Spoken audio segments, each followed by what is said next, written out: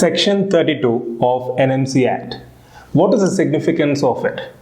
See, previously you might have heard of the term bridge course, right? So this bridge course was provided in the original NMC bill, which states that practitioners of alternative medicines like homeopathy or Ayurveda can practice allopathy, right? So there were widespread protests throughout the country, isn't it? So after this opposition from the medical fraternity, the government has replaced this term bridge course to a particular clause in section 32. So let's look into the details.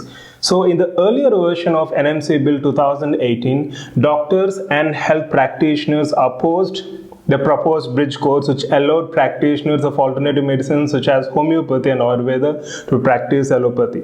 You might be familiar with this. The term bridge course is replaced by, I quote, limited license to practice modern medicine clause, right? So we'll look into the details of this section 32. So under section 32 of NMC Act 2019, which talks about the role of community health provider, it states, I quote, the Commission may grant limited license to practice medicine at mid-level as a community health provider to such person connected with modern scientific medical profession who qualify such criteria as specified by the regulations, provided that the limited license to be granted under this subsection shall not exceed more than 1/3 of total number of licensed medical practitioners registered under subsection 1 of section 31.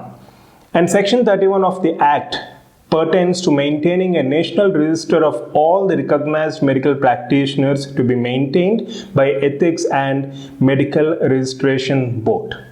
And as per the current statistics, there are around 11 lakh registered allopaths in India. And this section 32 provides 1/3 approximately, which means 3.5 lakh Ayush practitioners who can be potentially be licensed to provide primary level healthcare to patients. So this is as per section 32, right? So there has been widespread debate and protests going on pertaining to this section 32 because some segment say that this is unethical. So this section 32, it's contentious, it's controversial, creating licensed legal quacks in the medical fraternity. Whereas the other segment of medical fraternity says that this section addresses the job issue, provides more jobs and also addresses the healthcare needs of a rural population.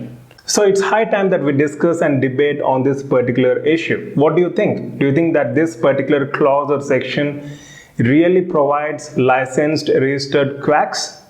Because they're talking about community health providers, which includes pathologists, radiologists, also blood sample collectors, whatnot. Or do you think that this actually addresses the job issue and takes healthcare to rural India? What do you think?